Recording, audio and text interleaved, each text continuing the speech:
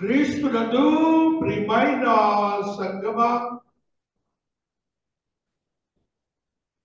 ఆత్మదేవుని ఆత్మ శక్తిని బట్టి, ఆత్మదేవుని మహాకృపను బట్టి నేటి దిన ఉదయకాల పునరుత్థాన ఆరాధన నిమిత్తమై మనతో పరిశుద్ధాత్మ దేవుడు మాట్లాడుచున్న కొన్ని సత్యములను మనము ధ్యానించుకుందాం. తద్రీతిగా మన ఆత్మీయతను బలపరుచుకుందాం. మన పరిశుద్ధతను అత్యంత పరిశుద్ధతలోనికి నడిపించుకొని నిత్య జీవమునకు మనము వారసులవుదాం. ఈ దినమున చదువుబడిన వాక్యాన్ని మనం చూసినప్పుడు 3 భాగాలు కూడాను మహాదేవుడు మనతో మాట్లాడుతున్న మాటలు. అగ్నిలో దేవాతి దేవుడు భక్తునితో మాట్లాడుట. అగ్ని కాలిపోలేదు, పొద కాలిపోలేదు. మనుష్యుడు లోనిలో ఉన్నటువంటి దేవుడు ఏమాత్రం చలనలేదు. అది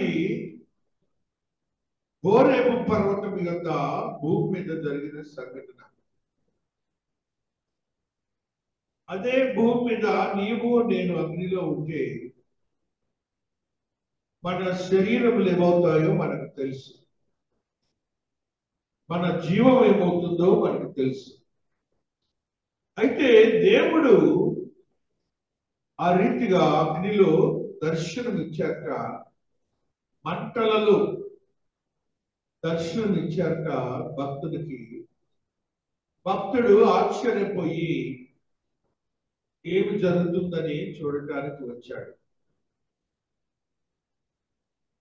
మనం గ్రహించవలసినది ఏంటంటే, పొద, అగ్ని, మంటలు, దేవుని యొక్క స్వరము, దేవదూత యొక్క రూపము, ఆ యొక్క మంటలలో భక్తుడు దర్శించుట, ఇవన్నీ మానవునికి ఉన్నటువంటి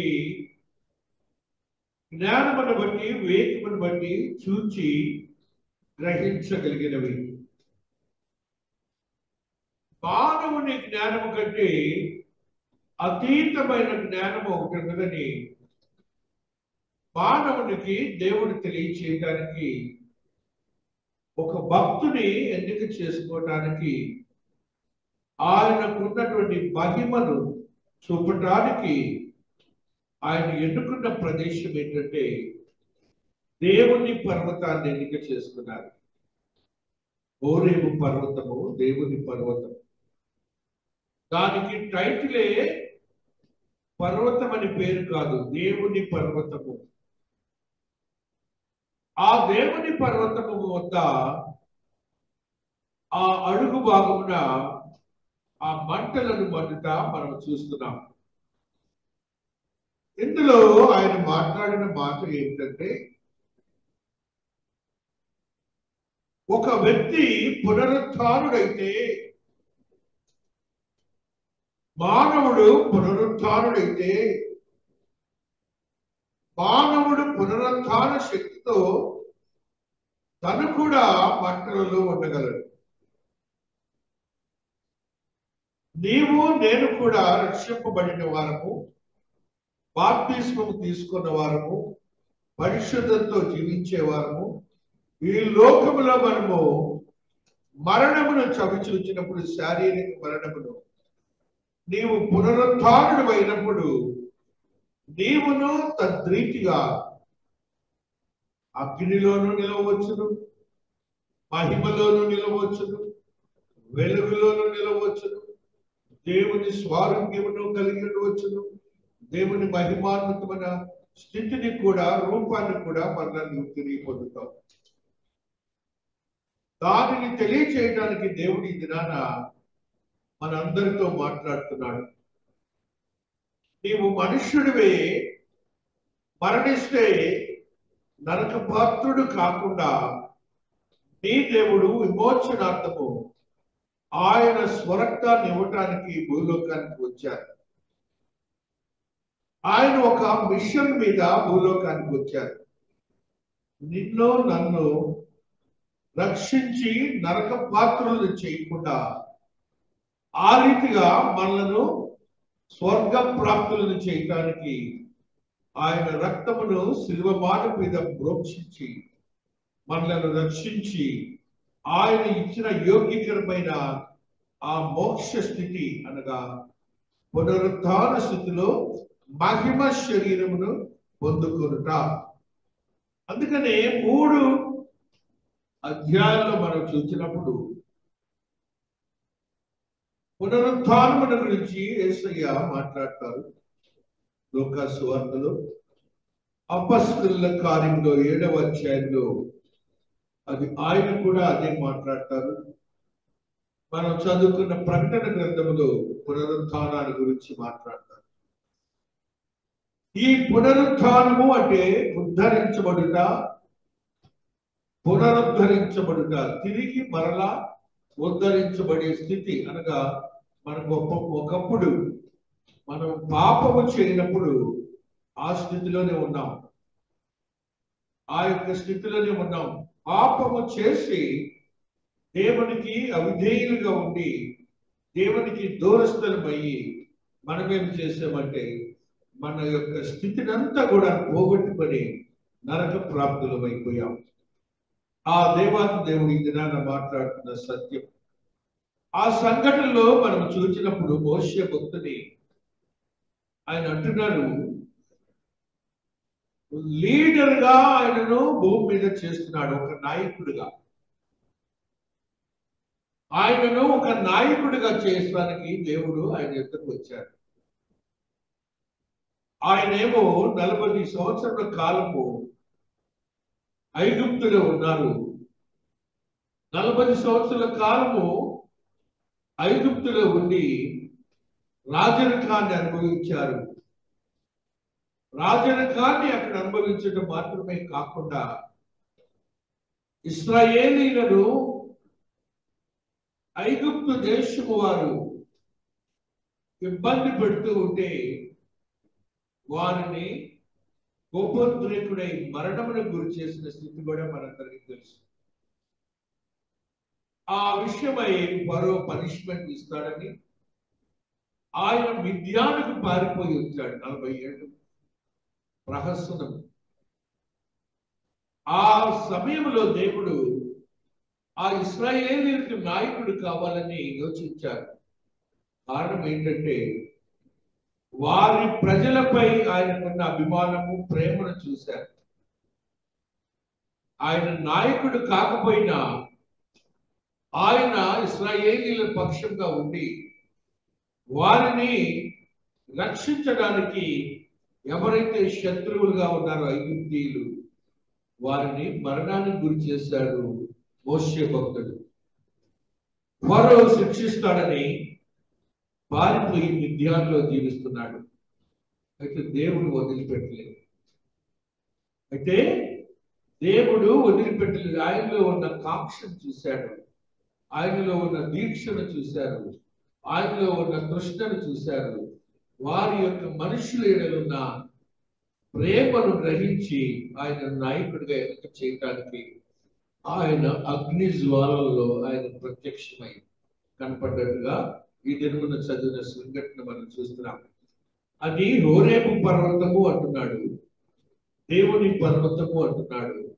ఆ పర్వతము యొక్క జరిగిన ఈ సంఘటనలో మనము కొన్ని సత్యాలు మన ఆత్మీయ జీవితానికి స్థిరపరచుకుందాం. అపొస్తలుల కార్యములు 7వ అధ్యాయంలో మనము చూసినప్పుడు ఎందుకు మహాదేవుడు ఈయనను ఎన్నిక చేసుకున్నారు, మహాదేవుడు ఈయన ఎన్నిక చేసుకోవడానికి కారణం ఏమిటి, ఆ ఎన్నిక చేసుకునే ప్రహసనంలో ఆయన ఏమి ఆయనతో మాట్లాడుతున్నారు అంటే చూడండి. 7వ అధ్యాయములో ఉన్న ఈ సత్యాన్ని చూద్దాం.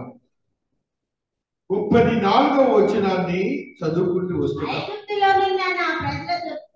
దురవస్థను నేను నిదానించి చూచితిని, వారి మూల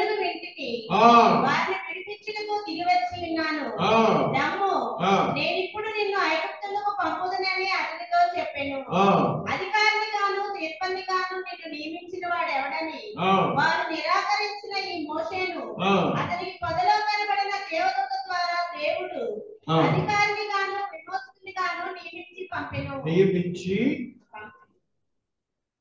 దేవుడు మోషేని ఇక్కడ ఏం చేస్తున్నాడంటే అనాయింట్ చేశారు.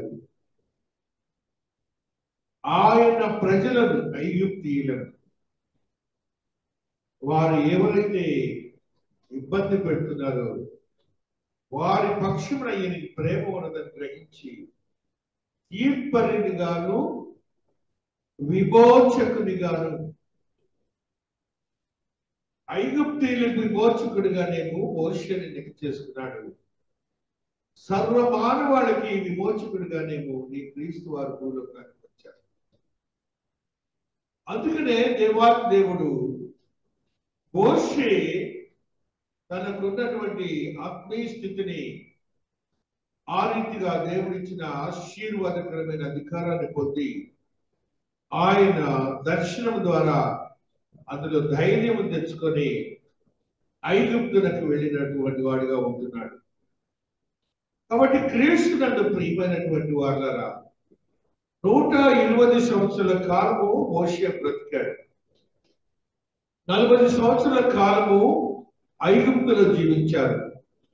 40 సంవత్సరాల కాలము మిద్యాను అరణ్యంలో జీవించారు. 40 సంవత్సరాల కాలము అరణ్య మార్గంలో జీవించాడు మోషే భక్తుడు. అలాగే 120 సంవత్సరాలు బ్రతికినటువంటి మోషే తన మరణం వచ్చినప్పుడు దేవుడు పైకి రమ్మని నెబో పర్వతం మీదకి నీవు మరణించు అని అదే మోషేని దేవుడు అంటారు.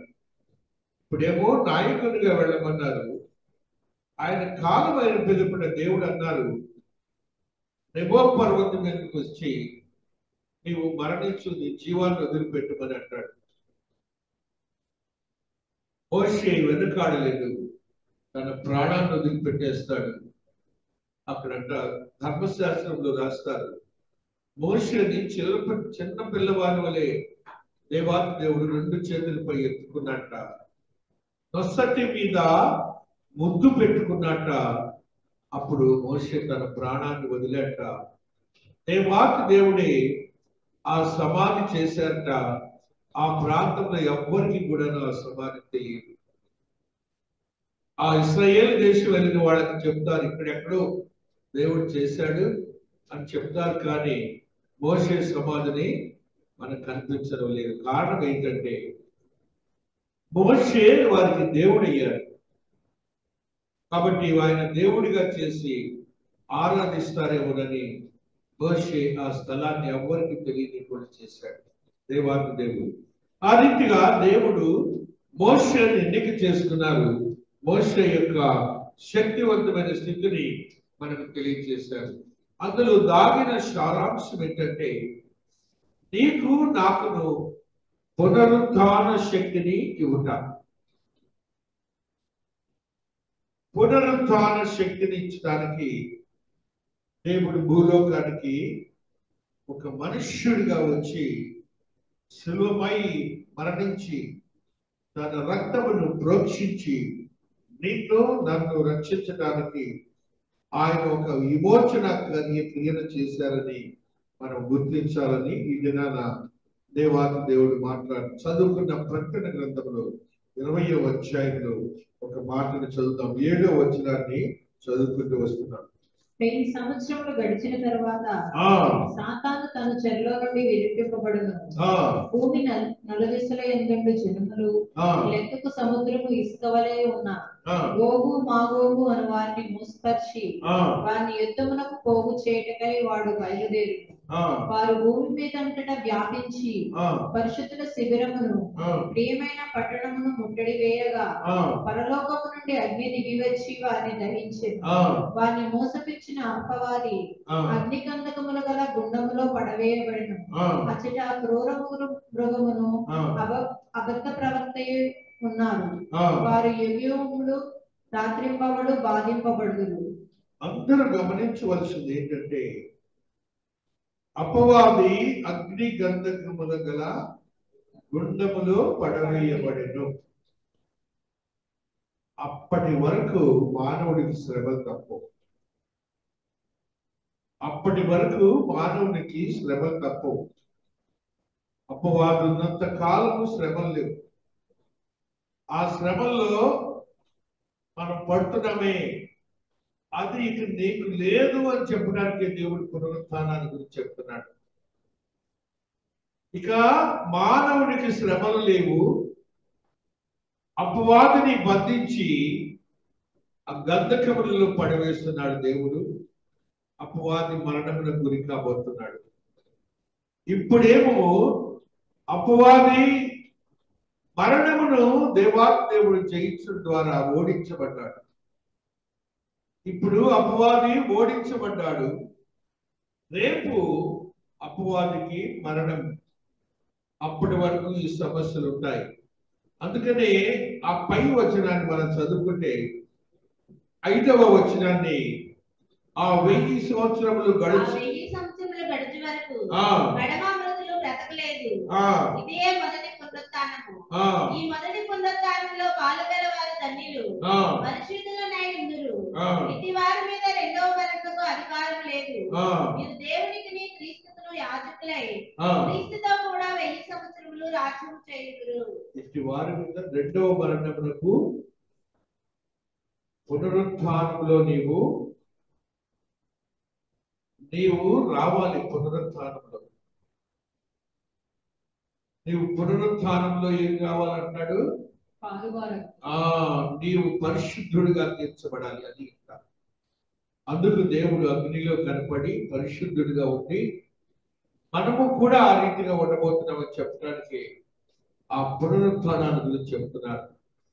ఆ పునరుత్థానంలో మనమందరము కూడాను దేవుని స్వరూపంతో ఉండబోతున్నాం. ఆ పిదప మరణమునకు గురి కాబోతున్నాడు సాతానుడు గంధకములలో పట్టుచున్న గంధకములో పడేస్తారు. అప్పుడు 24 గంటలు శ్రమలతోనే మరణిస్తాడు సాతానుడు. అక్కడ ఇటు వారికి ఏంటంటే ఏ మరణం లేదంటున్నాడు. అక్కడ రెండవ మరణమునకు అధికారము లేదు. రెండవ మరణం అంటే ఏంటి?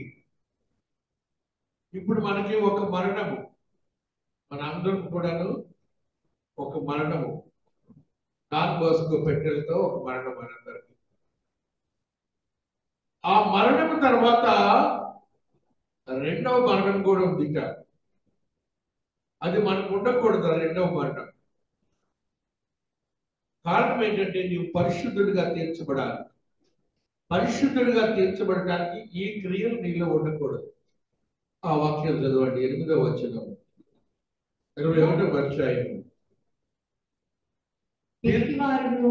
అవిశ్వాసులను, అసహ్యులను, నరహంతకులను, వ్యభిచారులను, మాంత్రికులను, విగ్రహారాధికులను, అబద్ధికులందరూ అగ్ని గంధకములతో మండు గుండములో పాల్గొందుదురు. ఇది రెండవ మరణం. ఇందులో ఏది మాట్లాడినా మనము ఏ తప్పు చేసినా పునరుత్థానం లేదు. మనకి ఏ తప్పు చేసినా కూడా అబద్ధం ఉంది. చూశారు, అది వెరీ కామన్ అయిపోయింది మనుష్యుడికి. అందుకనే 10 ఆజ్ఞలు ఆయన ముందుగా రాసి పెట్టారు. అబద్ధ సాక్ష్యము పలుకరాదు.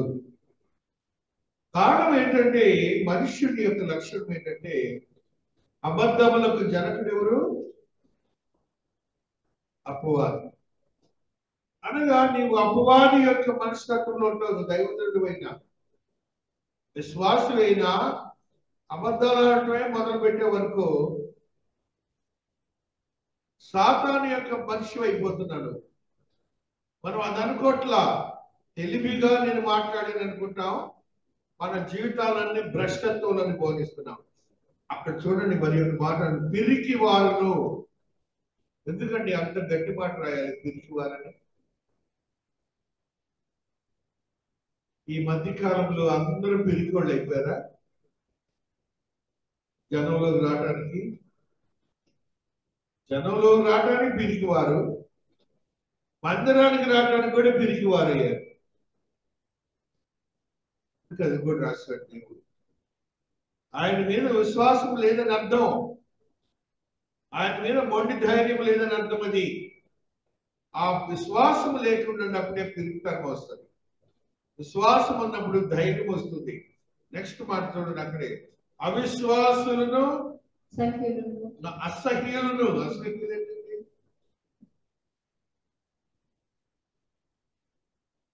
నీ క్యారెక్టర్ చూశారు,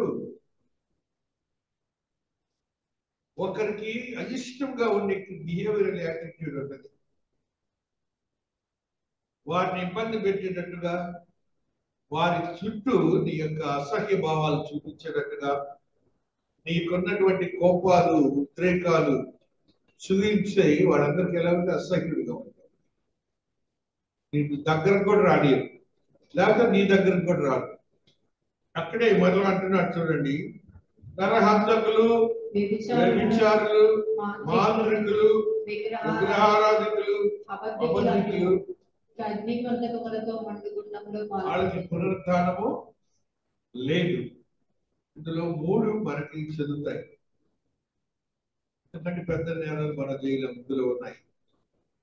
అబద్ధాలు అయితే, పెరిగితనం అయితే, అసహ్యంతో కూడిన జీవితం కూడా జీవిస్తాం. ఇవన్నీ కూడాను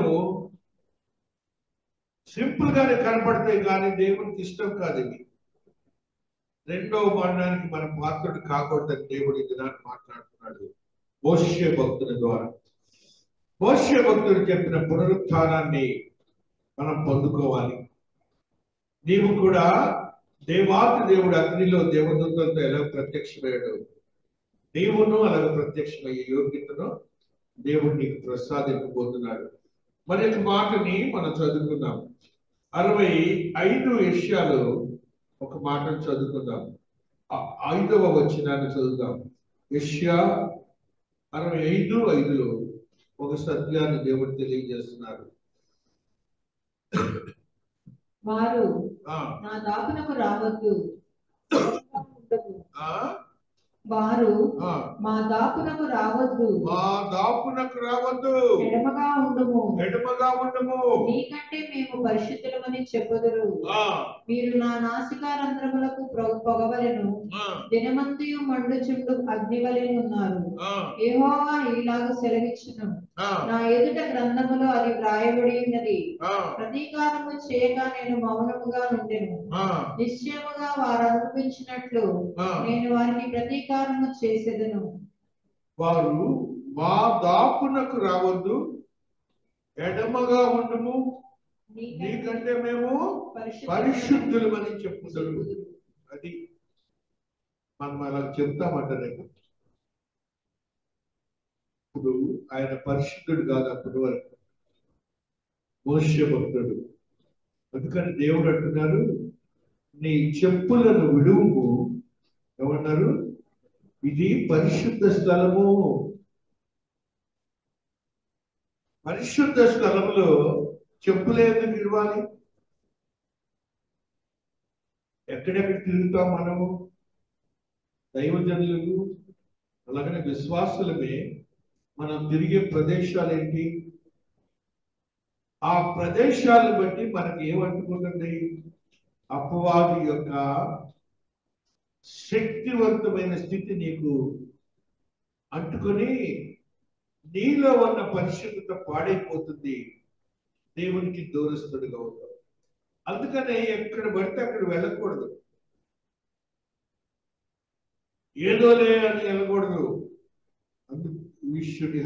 ఎందుకంటే you are living in the vicinity of the Satan world. ఆ యొక్క సాతాను యొక్క ప్రపంచంలోనే నీవు ఉన్నావు. అందుకని మనం తిరిగే ప్రదేశాలన్నీ కూడాను చాలా జాగ్రత్త. స్నేహితులు అవ్వచ్చు, ఎవరైనా అవ్వచ్చు, బంధువులు అవ్వచ్చు, రెస్ట్రిక్టెడ్ గా ఉండండి. అందుకని ఈ మాట స్పష్టంగా చూడు. వారు ఏమంటారు తల్లి? మా దాపునకు రావద్దు, ఎడమగా ఉండము, నీకంటే మేము పరిశుద్ధులమని చెప్పుదురు. మీరు నా నాసిక రంధ్రములకు పొగవలెను, దినమంతయు మండుచుండు అగ్నివలే ఉన్నారు. ఏంటంటే దేవుడు అంటున్న మాట, ఆయన నాసిక రంధ్రముల కంటే ముక్కులోంచి వచ్చే ఆ గాలి చూశారు. పరిశుద్ధులు ఎలాంటి వాళ్ళంట? ఎలాంటి వాళ్ళరా? నా నాసిక రంధ్రములకు పొగవలెను, దినమంతయు మండుచుండు అగ్నివలెను ఉన్నారు. దేవుడికి ఊపిరి మీరు, నేను ఊపిరి. అందులో ఎంత గొప్ప సత్యం దాగిందో చూడండి. మన పరిశుద్ధతలో నువ్వు దేవుడే నిన్ను ఊపిరిగా పెట్టుకొని చూస్తాట. అంత మంచి దేవుడిని మనం కలిగి ఉన్నాం. ఆ అగ్ని గురించి ఏం మాట్లాడారు అక్కడ? దినమంతయు మండుచుండు అగ్నివలే ఉన్నారు. చూసే కదా మనం అగ్ని గురించి. అగ్నిలో దేవాది దేవుడు కనపడతాడు, మోషే భక్తుడు దగ్గరికి వెళ్తాడు. అలాగనే మనము కూడా అగ్ని అనేది మనకి ఏమాత్రము హాని చెయ్యదు. కారణం ఏంటంటే నీవు పరిశుద్ధుడివి, దేవుని స్వారూప్యము కలవాడివి. అదే ఈ యొక్క గ్రంథము, ఈ మతం. ఈ మతంలో ఉన్న గొప్ప స్థితి ఏంటంటే నీకు మరలా ఒక మార్పుని ఇవ్వబోతున్నాడు దేవుడు. ఆ మార్పే ఆయన రూపము, ఆయన స్వరూపము. దాన్ని పొందుకోవటమే మహాదేవుని యొక్క ఆశ్చర్యకరమైన స్థితి. 66:4 కూడా ఒక మాట చదువుతుంది. నేను పిలిచినప్పుడు ఉత్తరమించువాడు అక్కడను లేకపోయేను, నేను మాట్లాడినప్పుడు విలువాడు అక్కడను లేకపోయేను. నా దృష్టికి చెడ్డదైన దాన్ని చేసిరి, నాకు ఇష్టము కాని దాన్ని కోరుకుని, కావున నేనును వారిని మోసములో ముంచుదును, వారు భయపడిన వాటిని వారి మీదకి రప్పించెదను. దేనికైతే మనం భయపడతామో దానిని మన మీదకి రప్పిస్తాడంట. మనమైతే అనుకుంటాం ఏదో ఏదో అనుకుంటాం. ఆయన ఏ మాత్రము కూడాను మన మనోగతాన్ని తెలియకుండా లేరు. నెక్స్ట్ ఏమన్నాడు? అయిపోవచ్చు. యెహోవా వాక్యమునకు భయపడువారులారా, ఆయన మాట వినుడి.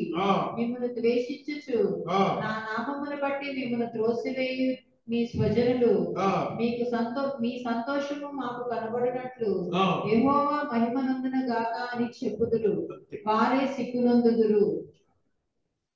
నిన్ను ఫస్ట్ లో ఏదో ఒకలాగా నిందించేమో, కానీ వారు సిగ్గు చెందుతారు నీ జీవితం చూసి. ఇప్పుడు అవన్నీ ఇళ్లలో ఉండే సమస్యలే మనకి. ఏ మాత్రం మీరు వరి అవ్వద్దు. మీ కాక్ష, దీక్ష, దృష్టి ఒక్కరిని పెట్టండి. లోకం మాట్లాడుతుంటే అలాగనే, లోకం వైపు మనం ఉండొచ్చు అలాగనే. మీరు అలా ఉండటానికి ప్రయత్నం చేయదు. జాగ్రత్త సుమి. నీ పాదాలు కూడా జాగ్రత్తగా ఉంచుకోవాలి. ఈ తిరిగే తిరుగుడు కూడా దేవుడికి విరోధమైన తిరుగుడు తిరగకూడదు, ప్రదేశాల్లోకి వెళ్ళకూడదు. దేవుడు మాట్లాడుతున్నాడు ఒక సత్యాన్ని.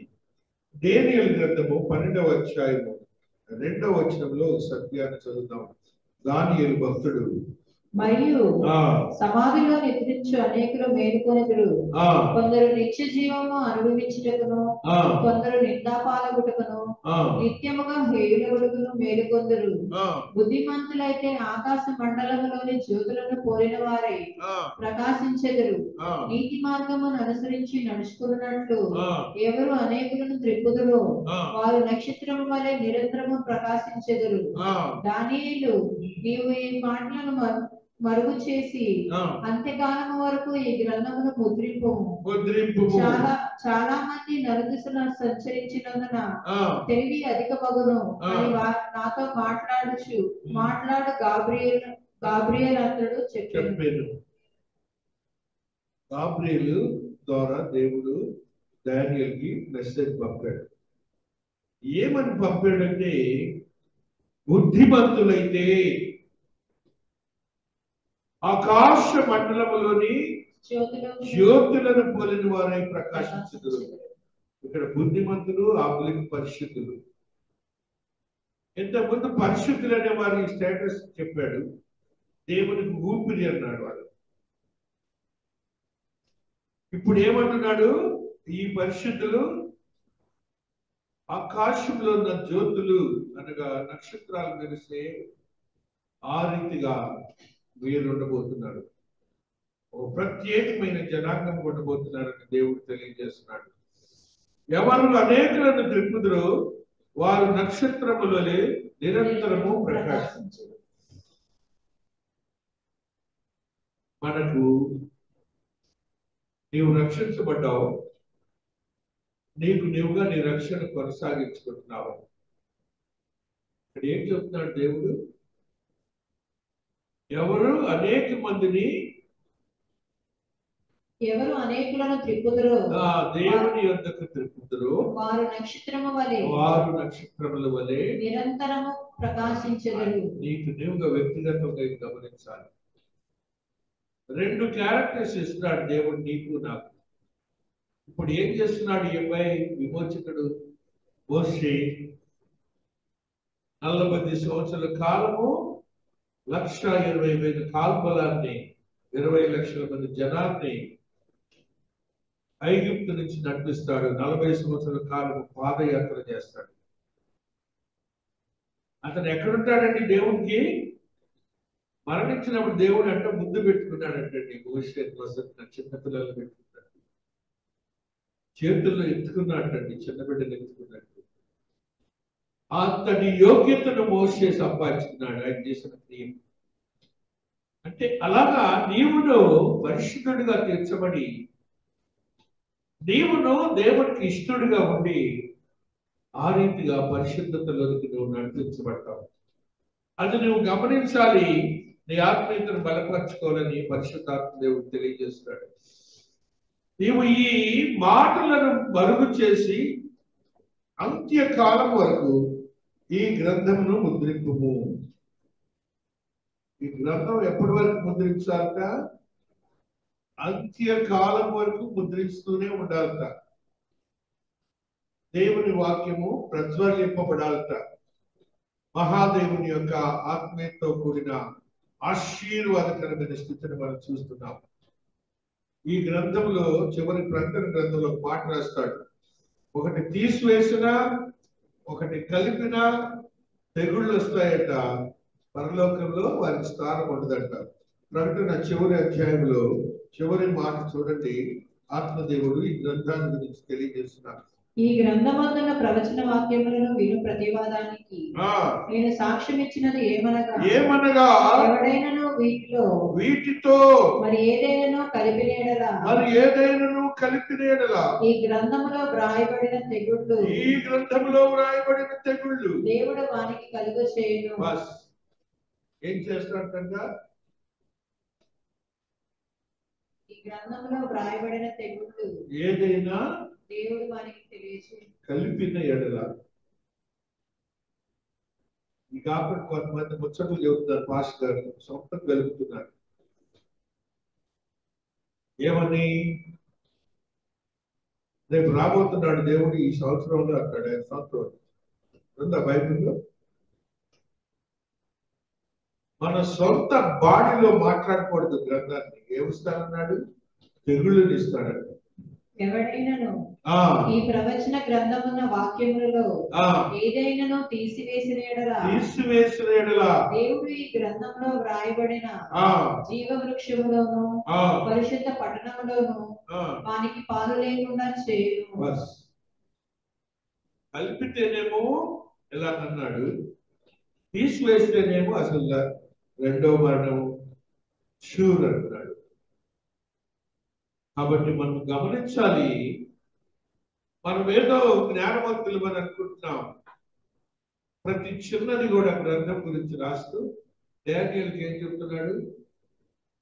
అప్పటి వరకు, రేపు 2వ రాకడ వరకు రాస్తూనే ఉండు అని అంటున్నాడు. అతికాలం వరకు. ఇప్పుడు మనం ఏం చేస్తున్నాం? అదే ఆయన చెప్పిన మాటలనే ధ్యానిస్తూ పబ్లిక్ లో రాస్తున్నాం. అలాగనే మన యొక్క సత్యాన్ని గ్రహిస్తాం. 20వ అధ్యాయం 4వ వచనం ప్రకటనలో ఆత్మదేవుడు ఈ మాటను తెలియజేస్తున్నాడు. అంతటి సింహాసనములను చూచితిని వాటి మీద ఆసీనులై ఉండవారికి విమర్శ చేయుటకు అధికారం ఇయ్యబడెను. ఆసీనులైన వారికి విమర్శ చేయుటకు. విమర్శ ఏంటిది? జడ్జిమెంట్. నెక్స్ట్, మరియు క్రూర మృగమునకైనను దాని ప్రతిమకైనను నమస్కారము చేయక తమ నొసళ్ళ యందు గాని చేతుల యందు గాని దాని ముద్ర వేయించుకొనని వారిని యేసు విషయమై తామిచ్చిన సాక్ష్యము నిమిత్తమును దేవుని వాక్యము నిమిత్తమును శిరశ్ఛేదనము చేయబడిన వారి ఆత్మలను చూచితిని.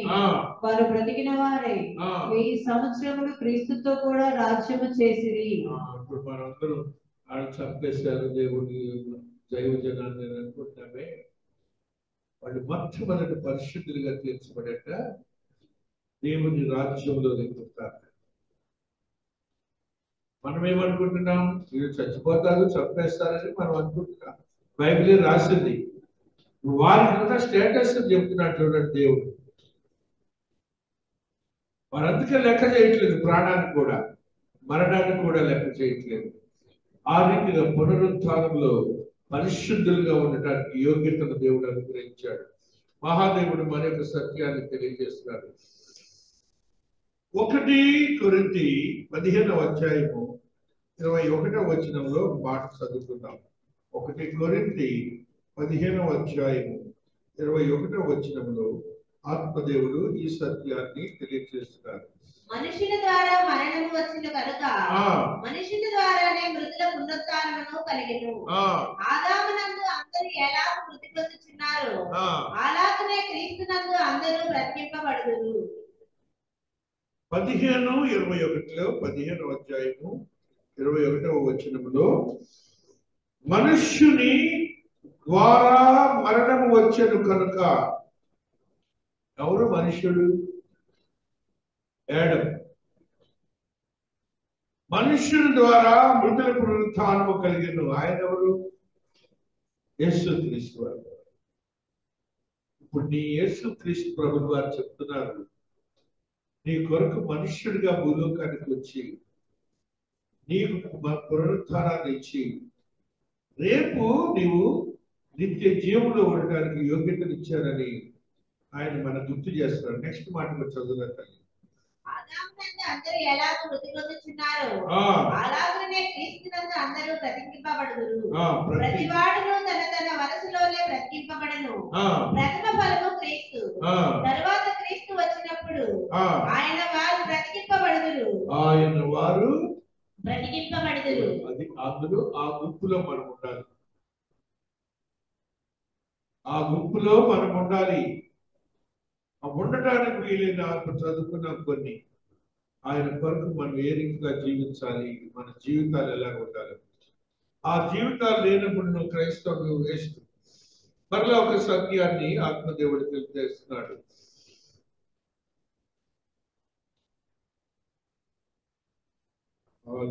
రెండో కొరింథీ 7:5.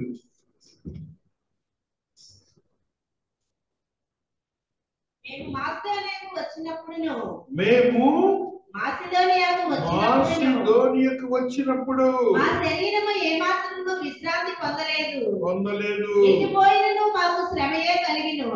వెలుపట పోరాటములు లోపట భయములు ఉండెను. లోపట భయములు ఉండెను. అయినను దీనులను ఆదరించుచు దేవుడు తీతు రాక వలన మమ్మను ఆదరించెను. ఎందుకంటే ఈ సందర్భాన్ని మనం గుర్తు చేసుకోవాలి. ఈ యొక్క ఐగుప్తీయులు ఉన్నారు చూశారు, వాళ్ళకి ఎప్పుడు నిరంతరం శ్రమే. అది దేవుడు విన్నాడు వాళ్ళ మొరని. ఇప్పుడు ఆ మొర నుంచి విడుదల చేయడానికి మోషే ఏం చేశాడంటే, ఆ ఎన్నిక చేసుకొని నువ్వు వెళ్ళు, నా బిడ్డలు ఎంతో శ్రమ పడతాడు, వాళ్ళ మొరను నేను విన్నాను, వారిని నువ్వు రక్షించాలి, కాపాడాలి. ఎలాగుందంటే ఆయనకి విశ్రాంతి పొందలేదంటే శరీరము ఎట్టుపోయినా కూడాను మాకు శ్రమే. ఇశ్రాయేలీయులకు ఐగుప్తు దేశంలో అదే పరిస్థితి. దేవుడు ఆ మాటలు విని, ప్రార్థన విని మోషేని ఎన్నిక చేసుకొని ఈ యొక్క ప్రదేశం నుంచి మరలా తిరిగి అక్కడ పంపిస్తున్నాడు.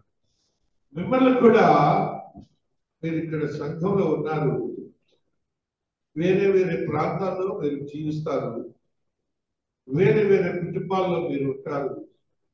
మీరందరూ కూడా దేవుని మందిరానికి వస్తుంటారు. దేవుని పిలిపేది మీకు తెలియదు. ఎవరో చెప్పారని కాదు, దేవుని యొక్క ఆశీర్వాదకరమైన సంకల్పాన్ని బట్టే నీవు దేవుని మందిరంలో ఉంటున్నావు. అందుకని దేవుడు అక్కడ చూడండి ఆ మాట అంటాడు, అయినను దీనులను ఆదరించి దేవుడు నీతి రాక వలన మమ్మల్ని ఆదరించెను. నీతి రాక వలన మాత్రమే కాకుండా అతడు మీ అత్యాభిలాషను, మీ అంగలార్పును, నా విషయమై మీకు కలిగిన అత్యాశక్తిని మాకు తెలుపుచు తాను మీ విషయమై పొందిన ఆదరణ వలన కూడా మమ్మల్ని ఆదరించును కనుక నేను మరి ఎక్కువగా సంతోషించితిని. ఇప్పుడు వాళ్ళకి ఏం చేశాడు? ఇశ్రాయేలీయులకి అక్కడ నుంచి వచ్చేటప్పుడు బంగారం ఇచ్చాడు, అందరికి బంగారం ఇచ్చాడు. వాళ్ళ కష్టం మీద పడ్డారు కదా, అక్కడ దోచుకున్నారు కదా ఐగుప్తీయులు. వచ్చేప్పుడు వారి దగ్గర బంగారం తీసుకొని వచ్చారు. సంతోషంగా వాళ్ళు చెప్పులనట అత్యధికమైన స్పీడ్తో వేసుకొని వచ్చారు. త్వరితముగా బయలుదేరి వచ్చాడు అని అంటాడు. కాబట్టి అటువంటి స్థితిని నీకు దేవుడు ఇవ్వటానికి, నీ శ్రమల నుండి విముక్తులను చేయటానికి పునరుత్థాన శక్తిని ఇస్తున్నారని గమనించాలి. అటు పునరుత్థానంలో మనం అందరం పాలుభాగస్తున్నాం. ఆ స్థితిని మనం పొందటానికి దేవుడు నీతో నాతో మాట్లాడతారు. భవిష్యత్తు కాదండి, నీతో కూడా మాట్లాడతారు. మనతో ఎలాగ మాట్లాడతారంటే స్వప్నముల ద్వారా, దర్శనముల ద్వారా మాట్లాడతారు. ఆ స్వప్నములు, దర్శనముల్లో బైబిల్ గ్రంథాన్ని కూడా చూపిస్తారు. పేజీలు, పేజీ నెంబర్లు, నెంబర్ వర్సెస్లు అవి కూడా చక్కగా ఆయన వివరంగా చూపిస్తారు. నేను ఎన్నో అనిపించాను, నా బైబిల్ అంటే అది తీసుకుంటాయి, రంగులతో తీసుకుంటారు, ఆ బేసు అవి స్పష్టంగా మాట్లాడతారు దేవుడు. దానిని మనం అవలంబించి ఆ రీతిగా చేయాలి. తర్వాత స్వరంతో మాట్లాడతారు, తర్వాత బైబిల్ గ్రంథం ద్వారా మాట్లాడతారు. నిన్ను ప్రత్యేకించుకుంటారు ఎప్పుడైతే నీవు అత్యంత సమీపస్తుడు అవుతావు దేవుడికి. నీవు ప్రతినిత్యము ఆయన గురించి ఆలోచించినప్పుడే ఇవన్నీ జరిగేది. ఒక టైంలో ఒక గంట సేపు దేవుడు అన్నట్టుంటే కాదు. అయినా నీకు అవసరం ఉంటే గంట కాదు, లేకపోయినా కూడా మాట్లాడతాడు. అది రేర్ క్వాలిటీ. మహాదేవుడు మాట్లాడుతున్నాడు. దేవుని స్వరం అట మనుష్యుడిని ఏం చేస్తుందట? నిర్గమాకాండము 19వ అధ్యాయము 19వ వచనంలో ఒక మాట చదువుకున్నాం. నిర్గమాకాండము 19వ అధ్యాయము 19వ వచనం. మోషే మాట్లాడుచుండగా దేవుడు కంఠస్వరము చేత అతనికి ఉత్తరం ఇచ్చుచుండెను. యెహోవా సీనాయి పర్వతం మీదకి అనగా ఆ పర్వత శిఖరం మీదకి దిగి వచ్చెను. యెహోవా పర్వత శిఖరం మీదకి రమ్మని మోషేను పిలువగా మోషే ఎక్కిపోయెను. అప్పుడు యెహోవా ప్రజలు చూచుటకు యెహోవా ఎదుటకు హద్దు మీది వచ్చి వారిలో అనేకులు నశింపకున్నట్లు నీవు దిగిపోయి వారికి ఖండితముగా ఆజ్ఞాపించుము. మరియు యెహోవా వారి మీద పడుకున్నట్లు యెహోవా ఎదుటకు చేరు యాజకులు తమ్ము తామే పరిశుద్ధపరచుకునవలెనని మోషేతో చెప్పగా. కాన్సెప్ట్ ఆఫ్ బైబిల్ ఏంటంటే పరిశుద్ధులుగా మనం తీర్చబడాలి, పాపము లేకుండా ఉండాలి, పాపము లేకుండా ఉండాలి, పరిశుద్ధులుగా ఉండాలి.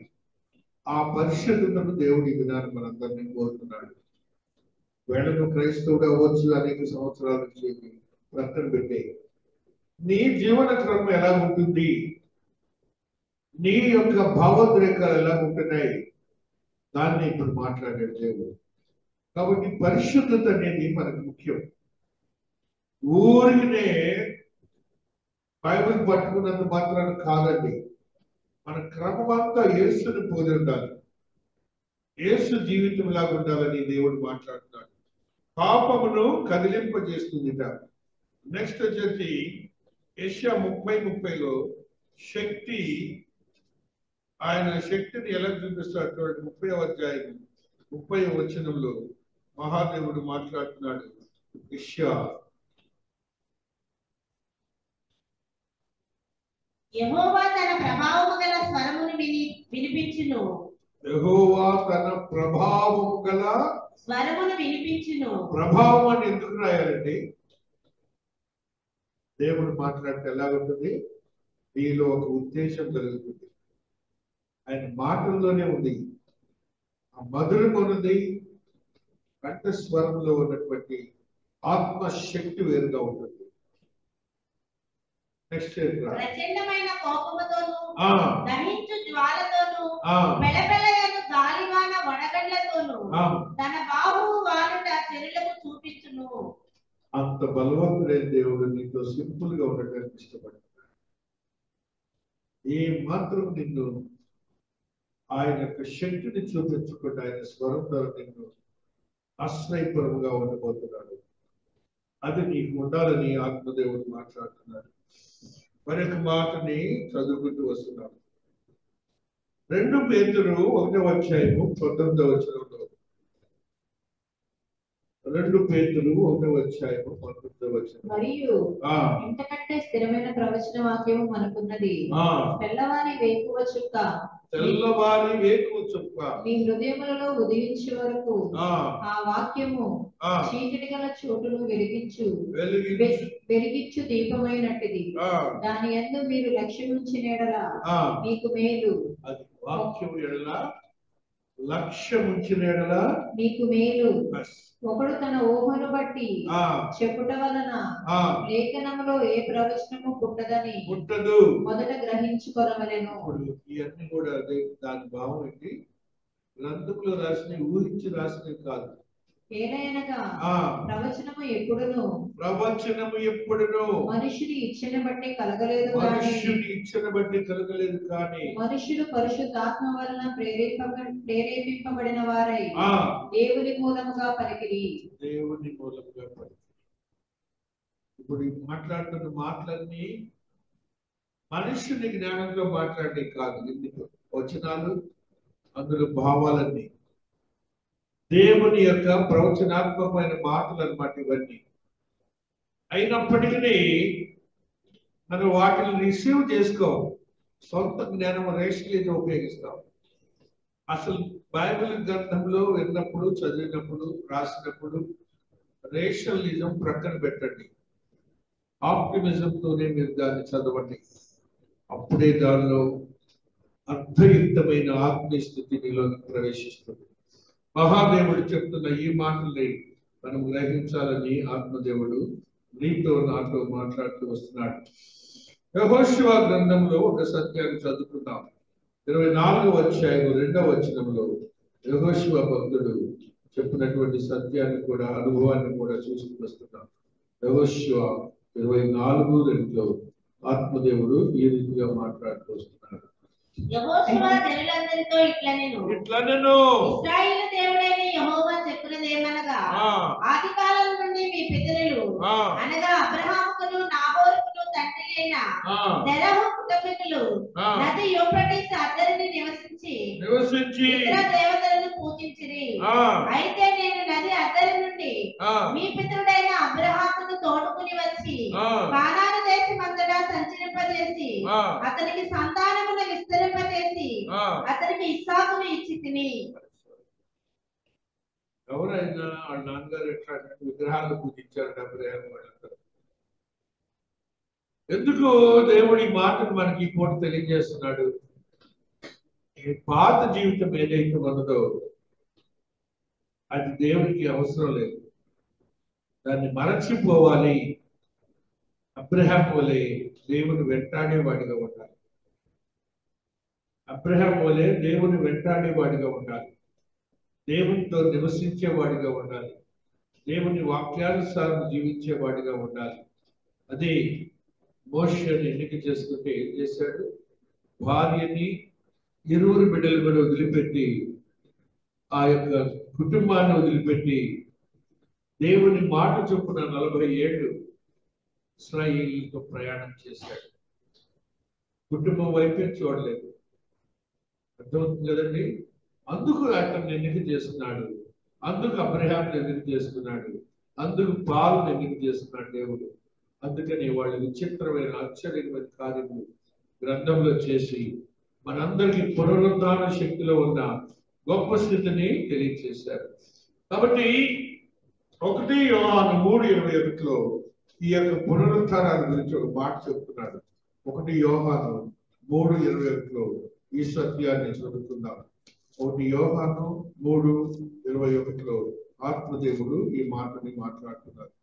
ప్రియులారా, మన హృదయము మన యందు దోషారోపణ చేయని యెడల దేవుని ఎదుట ధైర్యము గలవారమగుదుము. మరియు మనం ఆయన ఆజ్ఞలను గైకొనుచు ఆయన దృష్టికి ఇష్టమైనవి చేయుచున్నాము గనక మనమేమి అడిగినను అది ఆయన వలన మనకు దొరుకును. ఆయన ఆజ్ఞ ఏదనగా ఆయన కుమారుడైన యేసుక్రీస్తు నామమున నమ్ముకొని ఆయన మనకు ఆజ్ఞ ఇచ్చిన ప్రకారముగా ఒకరినొకడు ప్రేమింపబడినది. ఒకరినొకడు ప్రేమింపబడినది అన్నది అంటే అదే దాని ఆ సెంటెన్స్ అర్థమైంది. దాన్ని తప్పితే ఇంకోటి లేదు అని అర్థం అన్నమాట. అందుకని దేవుడు అంటున్నాడు, నీ హృదయం నాకు తెలుసు అంటున్నాడు. ఆ పై వచ్చిన చదువు తల్లి ఆయన ఆజ్ఞ 19 చిన్నపిల్లలారా, మాటతోనూ నాలుకతోనూ మనకు సత్య సంబంధులమని ఎరుగుదము. దేవుడు మన హృదయం కంటే అధికుడై సమస్తమును ఎరిగి ఉన్నాడు కనుక మన హృదయము ఏ విషయములలో మన యందు దోషారోపణ చేయునో ఆయా విషయంలో ఆయన ఎదుట మన హృదయములను సమ్మతి పరుచుకుందాము. మహాదేవుడు చెప్తున్నాడు, నీ హృదయం చెప్పిన దాన్ని నువ్వు విధానాన్ని నేర్చుకోవాలి. నా దగ్గర ఈ లక్షణాలు ఉన్నాయి, దేవుడికి విరోధమైనవి, వాటిని కొట్టివేసేయాలి. ప్రపంచంలో ఎవరు చెప్పలేకపోవచ్చేమో, నీ హృదయం కంటే ఎవరంటే దేవుడు అధికుడట. ఆయన అధికుడట నీ హృదయం కంటే. ఆయన ఇంకా ఎక్కువ తెలుసు అంట నీకంటే. ఎరిగి ఉన్నాడు. ఇంకే మాత్రం కూడా అక్షరాలు పొల్లు లేకుండా చెప్తున్నాడు దేవాతి దేవుడు. ఆయనే మాట్లాడిన ఫిలిప్పీలో 3:11 ఈ సత్యాన్ని ఒకసారి చదువుదాం. ఫిలిపియన్స్ లో 3:21లో పౌలు భక్తుల ద్వారా ఈ మాటను చదువుకుంటున్నాం. తనకు లోపరుచుకున్న జాలని శక్తిని బట్టి ఆయన మన దీన శరీరమును తన మహిమ గల శరీరములకు సమరూపగలదానిగా మార్చును. ఇప్పుడు మనం అనుకునే పునరుత్థానంలో ఇప్పుడు 11 చదువు అన్నమాట. ఏ విధము చేతనైనా మృతుల నుండి తాను పునరుత్థానము కలగవలనని, మృతులలో నుండి నాకు పునరుత్థానము కలగవలనని ఆయన మరణ విషయములోను సమానుభవము గలవాడనై ఆయనను ఆయన పునరుత్థాన బలమును ఎరుగు నిమిత్తము ఆయన శ్రమలలో పాలివాడగొట్టుకు ఎట్టిదో ఎరుగు నిమిత్తమును సమస్తమును నష్టపరుచుకొని వాటిని వెంటతో సమానముగా ఎంచుకొనుచున్నాను. చివరి కాన్సెప్ట్ ఏంటంటే ఈవేళ వండుచున్న పొద లోకములో ఉన్న వాటిలో నష్టపరుచుకున్నాడంట పౌలు భక్తుడు. పునరుత్థానం గురించి ప్రయత్నం చేస్తున్నాడంట. అలాగనే మోషే భక్తుడు కూడా తన కుటుంబాన్ని, బిడ్డలను, తన స్టేటస్ ని ప్రక్కన పెట్టి శ్రమలను మోసుకొని వెళ్ళిపోయాడు. ఐగుప్తు శ్రమలతోనే ప్రయాణం చేశాడు. శ్రమలతోనే, అవమానములతోనే ప్రయాణం చేశాడు. చివరికి దేవుని యొక్క హస్తంలో ఆయన ముద్దు ద్వారా మరణించాడు. మహాదేవుడు నిన్ను అలాగే చేయబోతున్నాడు. అట్టి స్థితి నీవును అనుభవించాలని విధర్మన ఆత్మదేవుడు మాట్లాడిన ఆత్మీయ సత్యములో సత్యము గ్రహించాలని దేవుడు మాట్లాడుతూ యాకోబు 2:26 చదువుకొని ముగించుకుంటూ వస్తున్నాడు. యాకోబు భక్తుడు 2:26 ఈ సత్యాన్ని తెలియజేస్తున్నాడు. ప్రాణం లేని శరీరం ఎలా మృతమో అలాగే క్రియలు లేని విశ్వాసమును మృతము. క్రియలు లేని విశ్వాసమును మృతము. అదే ఇప్పుడు అంటున్నాడు దేవుడు. నాకు ఏదో ఉందని చెప్పి ఆ యొక్క భావాలని వేరే వాళ్ళ పేరుంది, నేనే గొప్ప అనుకుంటావు చూడు. దీని భావం అదే లోతత్వం. కాబట్టి క్రియలు లేని విశ్వాసము మృతము అంటే చచ్చిపోయింది. చచ్చిపోయిందంటే విశ్వాసం లేదని. విశ్వాసం లేదంటే నువ్వు అన్యుడు అనేగా, పాపి అనే కదా. అన్యుడివి పాపి అయినప్పుడు ఇక్కడ నీకు యేసయ్య ఎందుకు, క్రైస్తవం ఎందుకు, బైబిల్ ఎందుకు? అన్ని కొట్టేసేయి. అవన్నీ కాదు. ఏ అగ్నిలో కాల్చబడినటువంటి దేవాది దేవుడు ఏ మాత్రము కదలిక లేకున్నాడు. నువ్వు రేపు పొందుకోబోతున్నావు. ఆ స్థితిని పొందడానికి నీ యొక్క జీవన క్రమం ఎలా ఉండాలి, నీవు ఆశీర్వదకరంగా మార్చబడాలి. దేవుడు ఈ పరిశుద్ధ వాక్యము దీవించి ఆశీర్వదించును గాక. ఆమేన్.